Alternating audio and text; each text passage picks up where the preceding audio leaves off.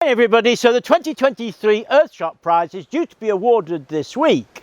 Now, it was set up in 2019 by David Attenborough and Prince William, the first prize being awarded in 2020, and it's designed to run till 2030. There are 5 categories, and there's a winner in each category, and each category winner gets £1 million. To be honest, £1 million isn't as important as you would think. Much more important is the recognition and the support that it generates and the huge amount of interest. The 2022 winner was Not PLA, and they produced a bioplastic to replace plastic packaging, and that bioplastic was made from seaweed. And 2023 also has a seaweed based entry.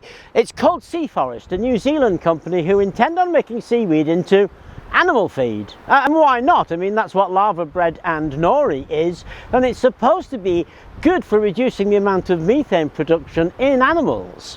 So bioplastics, animal feed, it's supposed to be good at carbon sequestration, and it's an awesome fertilizer being used for centuries for that purpose.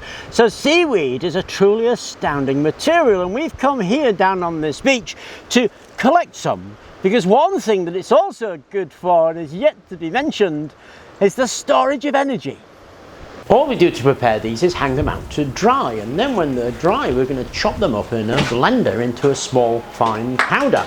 Now, the reason seaweeds work so well is because they have a high proportion of iodine. We're going to turn these into carbon, and that carbon will maintain the iodine, and that will take part in the supercapacitor or battery reaction that we're going to use when we make the final device. Now, pretty much any seaweed will work, but these green-brown seaweeds, like the bladderwrack I'm using, are the best. So if you're anywhere apart from the UK, North America, then you're looking for a green-brown seaweed. For us, it grows all over the place and it's easy to find, but that's the kind that works the best, although pretty much anyone will do. Now, they always follow the same routine, actually, or at least I always follow the same routine. It is essentially very much like making charcoal. But what we do is we add a catalyst into that, so that part of the charcoal becomes graphitic in nature. Now, it's a catalyst, so you don't need tons of it, obviously, you just need a little bit. And it's quite common for me to do things like wood or leaves or grass or something like that. And here's an example of some of the wood that I've done, and I don't know if you can see how shiny and graphitic it actually is, and that's really very conductive. Now, I think a few people have built the kiln that I did on the kiln videos, so we're going to do this in the exemplar kiln that I built. But it works in, again, any kiln, because it's only temperature control that you're interested in. Now, I always put it in a stainless steel pot. The reason I put it in a stainless steel pot is because, believe it or not, the stainless steel donates a tiny bit of iron to the whole process.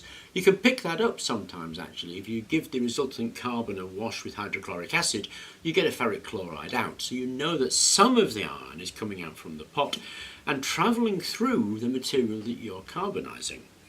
Now, the pot then obviously does wear out. It takes quite a long time for it to do it, but it does wear out. And just put the material that you want to carbonise in at the bottom of the pot.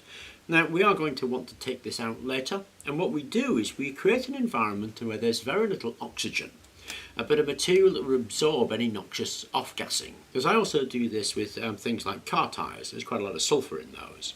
What I used to do with that is this stuff. This is just activated carbon. This particular stuff is for fish pond filters, but anything will do, actually, and I use that. Because I'm going to pour a lot of carbon on top of that, what I do is put a bit of stainless steel wire on there. So now our carbon material, precursor material, is sandwiched between 2 bits of iron. Not a huge amount, but certainly enough. Now, iron, nickel and cobalt are catalytic for graphitization. The ions migrate through the carbon precursor and form a graphene/graphite as they migrate through. So the greater the concentration of catalyst you've got, obviously the more that happens. The longer the time you give it, obviously the more that happens. Iron is a great catalyst because it's abundant and cheap. Now, we need to prevent oxygen getting in there in the same way you would do if you were charcoal making, and that's a piece of cake. You just fill the whole thing up with your activated carbon until it's full. Now, catalytic graphitization begins around about 650 degrees centigrade, 700 degrees centigrade, somewhere around about there. If I'm catalytically graphitizing a material I've never done before, I do 3 sample tests, one at 700, one at 800 and one at 900 degrees centigrade, and I leave them on soak for about 4 hours. You can shorten that or extend it, it's all part of experimentation, I'm just telling you what I generally do. So I ramp up the temperature to the temperature setting that I want, beginning at 700 degrees centigrade. Leave it at 700 degrees centigrade and then turn it off and let it cool down naturally. Tip everything out, pick out my carbon, and I get my graphitized carbon. So all I'm going to do is fill this up and get it stuck in the kiln.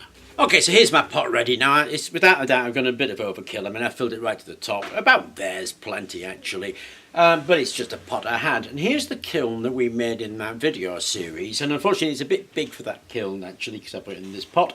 But I should have used a smaller pot, and I could have used that kiln. But I'm going to use this one instead, because it's a big old pot. And basically you stick it in there, turn your kiln on, let it ramp up to temperature, 4 hours later, turn it off again. And after 4 hours you just turn it off, leave it to cool naturally. So when this is cool enough, all you do is open it up, take it out. There we go. And you'll see that a little bit has gone, but it has preserved everything else. Now all we need to do really is pour it out.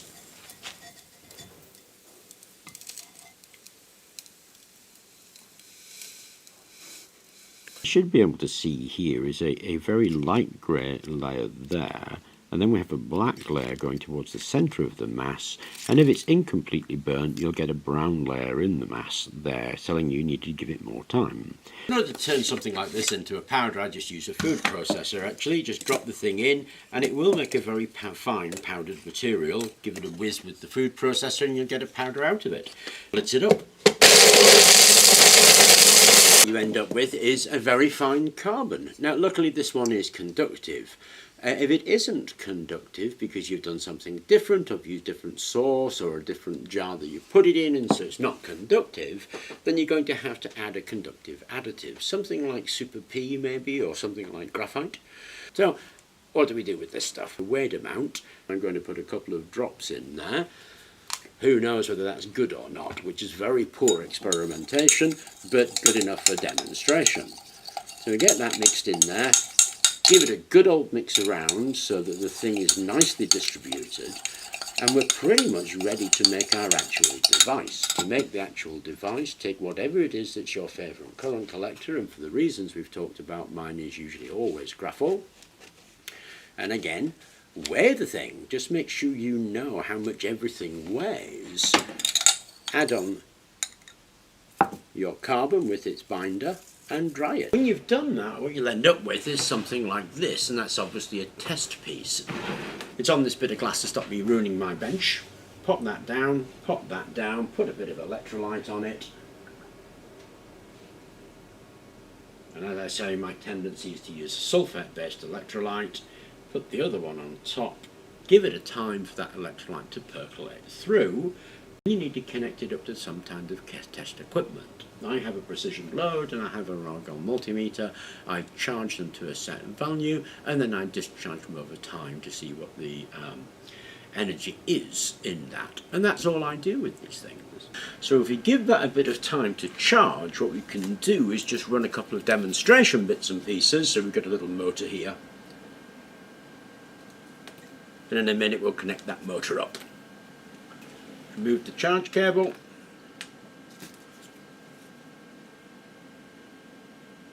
And here presto, our motor spins.